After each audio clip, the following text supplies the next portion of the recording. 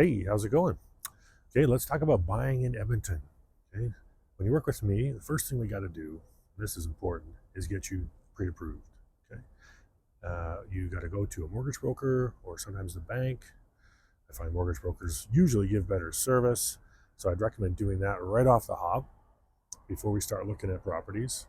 That'll give you an idea with confidence of how much you can afford, what type of property, that sort of thing. It's really important to do that first.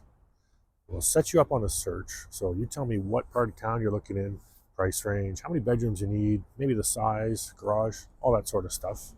And I'll set up a property search that meets that criteria. You'll be looking through, could be dozens, could be a couple hundred listings. Pick out the best ones you like, the ones you want to view. And once we have that pre-approval in place, we'll hop in the car and start looking at them. Maybe you'll drive with me, maybe we'll drive separately, doesn't matter. We'll figure it out. We'll look at a bunch of properties. Depending on your price range, there could be only a few or there could be a whole bunch.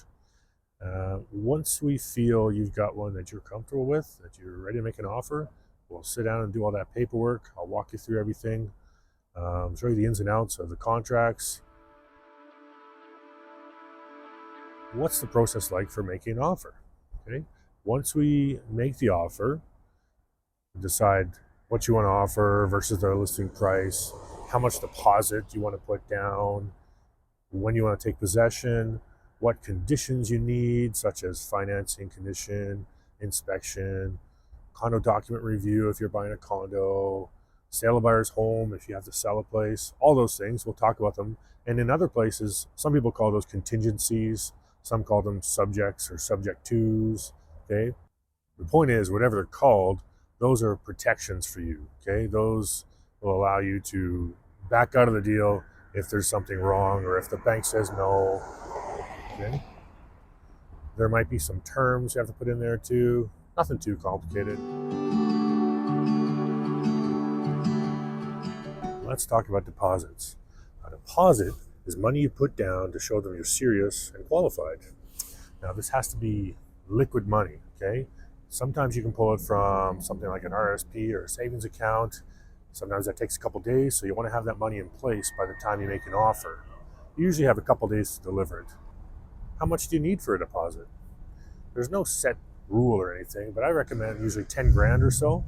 You want to show them that you're qualified, that you've got money on hand, and kind of give them peace of mind.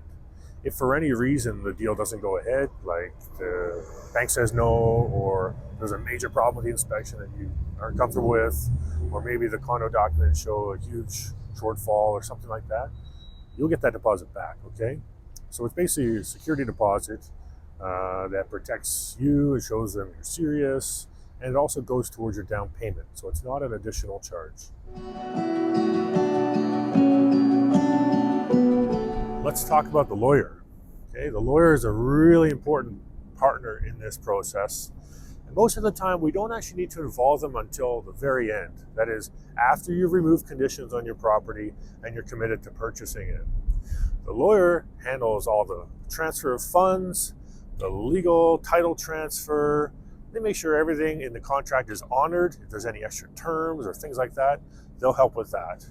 They're going to cost you usually a little bit under $2,000. It could change depending, but that's a good budget that you'll have to keep in mind. Usually, like I said, we don't need to involve them until after conditions have been removed, unless there's something you want to contact them with. You maybe have a special question about something in the contract. That's totally fine. And they make sure that you're able to close on time, which is really important. Okay, let's talk about possession day. This is it. This is what you've been waiting for. You're going to own a house now. So according to the contract, possession or completion takes place at noon on that day. Now, what that means, practically speaking, is by noon, the buyer's lawyer should have sent the money to the seller's lawyer, and they need to confirm that they've received it. There's a whole bunch of paperwork that you sign with them. Now, as long as that happens, it could happen before noon. Sometimes there's delays. It doesn't happen until afternoon. So don't book your moving truck right at noon because there might be a delay. You just never know. But that's the time when you own it. You're now on the hook for that mortgage payment.